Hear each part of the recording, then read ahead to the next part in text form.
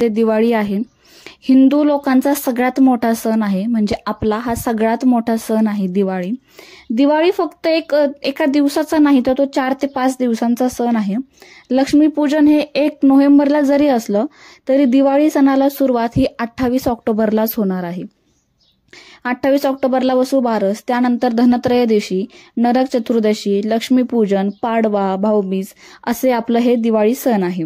असं 5 ते 6 दिवस हे सण असतो आणि हा आपला सगळ्यात मोठा सण आहे. आपण आता फराळ वगैरे बनवायला सुरुवात करणार आहे.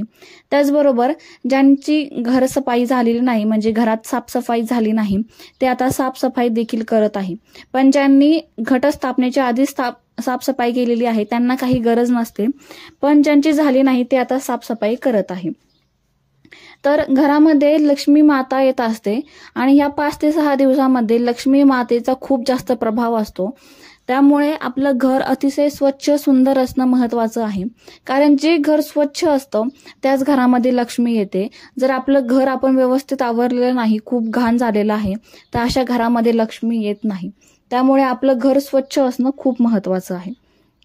तर तुम्हाला मी आजच्या व्हिडिओमध्ये अशा काही गोष्टी सांगणार आहे की या गोष्टीमुळे आपल्या घरामध्ये नकारात्मकता खूप येते आणि लक्ष्मी देखील येत नाही. त्यामुळे ह्या गोष्टी आपल्याला आता, जर तुमची घरामध्ये साफसफाई चालू असेल तर ह्या गोष्टी काढून टाका.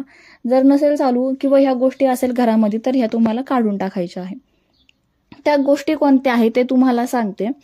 सगळ्यात पहिले बघा, आपल्याला आपलं देवघर स्वच्छ करायचं आहे. जेव्हा आपण घर आवरणार आहे तेव्हा सगळ्यात पहिले आपल्याला आपलं देवघर स्वच्छ करायचं आहे. देवघर स्वच्छ केलं, देवघरामध्ये पण अशा काही मूर्त्या असेल ज्या खंडित पावलेल्या असेल त्या मूर्ती आपल्याला देवघरामध्ये ठेवायच्या नाही.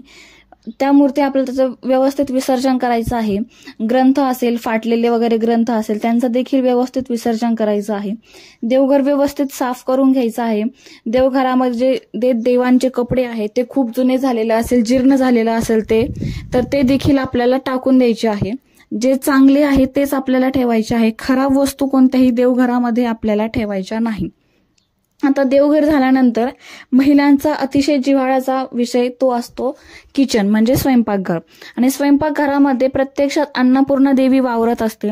त्यामुळे आपल्याला आपलं स्वयंपाकघर पूर्ण वर्षभर स्वच्छ ठेवायचंच असतं.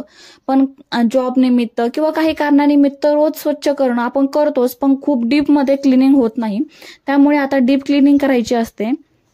तर देव आपल्या स्वयंपाकघरामध्ये, जर तुमच्या स्वयंपाकघरामध्ये चिरलेली बशी किंवा कप असतो आपला चहाचा, त्याची दांडी तुटलेली असेल किंवा एखादं पातेल्याला चीर गेली, डब्याला चीर गेली, तर अशा वस्तू घरात किचनमध्ये ठेवू नका. त्या ताबडतोब भंगारवाल्याला द्या, नाहीतर घराच्या बाहेर काढा. त्याचबरोबर जर खूप जुनं लोणचं आहे, ते लोणचं खराब झालंय, चटण्या आहे खूप जुने आहे, खराब झालंय, आपण बघितलंच नाही, किंवा शेवया, पापड ते खराब झालाय, त्याला बुरा लागलाय, अशा वस्तू देखील आपल्याला घरामध्ये ठेवायची नाही. अशा वस्तू जर आपल्या घरामध्ये असल्या तर माता लक्ष्मी आपल्यावर प्रसन्न होत नाही. त्यामुळे ह्या वस्तू दिवाळीच्या आधीच आपल्याला घराच्या बाहेर काढायच्या आहे. त्याचबरोबर किचन साफ करणार आहे तर आपल्या किचनमध्ये प्रत्येकाच्या घरात आजकाल फ्रीज असतो. फ्रीजमध्ये आपण नॉनव्हेज ठेवतो, तर या दिवसामध्ये कमीत कमी आजपासूनच दिवाळीपर्यंत नॉनव्हेज घरामध्ये ठेवू नका. कारण त्याच फ्रीजमध्ये आपण दुसरं अन्न देखील ठेवतो. कधी कधी ते पूजेचा प्रसाद देखील असतो. आपण तो जो काही सात्विक असतो त्या प्रसादामध्ये, ते सात्विकतापणा त्याच्यामध्ये राहणार नाही. त्यामुळे अंडी झाले, नॉनव्हेज झालं, ते फ्रीजमध्ये ठेवू नका. मी तर म्हणते ते घरात आणू नका. आता खूप चांगला सण आहे आणि साक्षात माता लक्ष्मी आपल्या घरी येणार असल्यामुळे हे असे काहीही तुम्ही घरामध्ये ठेवू नका. त्याचबरोबर जे कपडे आपल्या घरात असते, आता महिला म्हटले की त्यांना कपडे खूपच आवडतात. जे कपडे आपल्याला येत नाही किंवा ते चांगले आहे पण आपल्याला येत नाही किंवा खराब झालेले आहे, खराब झालेले कपडे टाकून द्यावे. आणि जे कपडे खरंच चांगले आहे पण आपल्याला येत नाही, असे कपडे गोरगरिबांना नक्कीच दान करा. त्यामुळे तुमच्या घरात जे काही एक्स्ट्रा जे वस्तू आहे तेही कमी होतील आणि त्याचबरोबर गोरगरिबांचा तुम्हाला आशीर्वादही भेटेल. आणि सगळ्यात महत्वाचं, आपल्या घरामध्ये काचीच्या वस्तू असतात. मग काचीचे बाउल झाले, काचीच्या कोणत्याही वस्तू, आरसा झाला, काचीची कोणतीही वस्तू जर तुटलेली असेल तर ती घरामध्ये ठेवू नका. ती पहिले घराच्या बाहेर काढा. कारण काचेकडे जी काही दुर्लक्ष्मी आहे किंवा नकारात्मकता आहे ती खूप लवकर आकर्षित होते. त्यामुळे काचेची तुटलेली कोणतीच वस्तू आपल्याला घरामध्ये ठेवायची नाही. त्यानंतर बंद घड्याळ, आपल्या घरामध्ये जर बंद घड्याळ असेल, फक्त जे आपण भिंतीवर लावतो ते नाही, आपण जे हातामध्ये घालतो कोणाचे, ते घड्याळ देखील बंद असेल तर ते देखील घरामध्ये ठेवू नये. ते जर चालू होणार असेल तर ते नक्कीच रिपेअर करून घ्या आणि मग ठेवा, पण बंद पडलेलं घड्याळ घरामध्ये ठेवू नका. जुने आपले चप्पल बूट असेल, खूप जुने, आपण जे घालतही नाही आता, तुटले आहे पण खूप आवडतं म्हणून ठेवते, अशा वस्तू असे चप्पल बूट देखील घरामध्ये ठेवू नका. कारण चप्पल जर समजा आपण एखाद्या मंदिरात गेलो आणि चोरी गेली तर आपण काय म्हणतो की बरं झालं कटकट गेली. त्यामुळे चप्पल ही आपली कटकटच असते.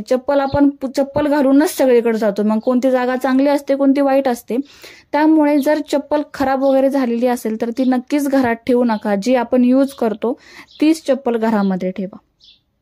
यानंतर आपण घरामध्ये छोटेफार कुंडीमध्ये झाडे लावलेले असते, ते झाडाचे जे काही पानं वाळलेले आहे ते वाळलेले पानं काढून टाका. जर पूर्ण झाड वाळलं असेल तर नक्कीच ते काढून टाकायचे, ते दुसरं झाड लावा. पण वाळलेलं झाड पण घरामध्ये किंवा घराच्या आवारामध्ये ठेवू नका. आणि आपल्या 10 ते 15 दिवसामध्ये आपल्याला घरातलं वातावरण खूप छान ठेवायचं आहे, पॉझिटिव्ह ठेवायचं आहे. घरामध्ये भांडणं किरकिर झाली नाही पाहिजे, जेणेकरून माता लक्ष्मी आपल्यावर प्रसन्न होईल. आपल्या घरामध्ये जर कंटिन्युअसली भांडणं कटकट चालू असली तर माता लक्ष्मी आपल्यावर प्रसन्न होणार नाही. त्यामुळे घरामध्ये भांडणं कटकटी करू नका. घरातलं वातावरण अगदी स्वच्छ आणि छान ठेवा. त्याचबरोबर इथून पुढे आणि रोजच सांगते की संध्याकाळी कधीही केर काढायचा नसतो, कारण संध्याकाळी ही माता लक्ष्मी येण्याची वेळ असते. रोजच संध्याकाळी केर काढायचा नाही. जर घरात लहान मुलं असतील, त्यांनी काही पसारा केलेला असेल, म्हणजे घाण केलेली असेल, तर फक्त झाडून एका बाजूला लोटून ठेवायचं आणि मग तुम्ही 7, 7:30, 8 नंतर ते कचरा सुपलीमध्ये भरून बाहेर टाकू शकता. पण अगदी 6, 6:30च्या दरम्यान तुम्ही केर काढू नका, कारण केरासोबत मग माता लक्ष्मी पण जाते असं म्हणतात. त्यामुळे केर काढू नये.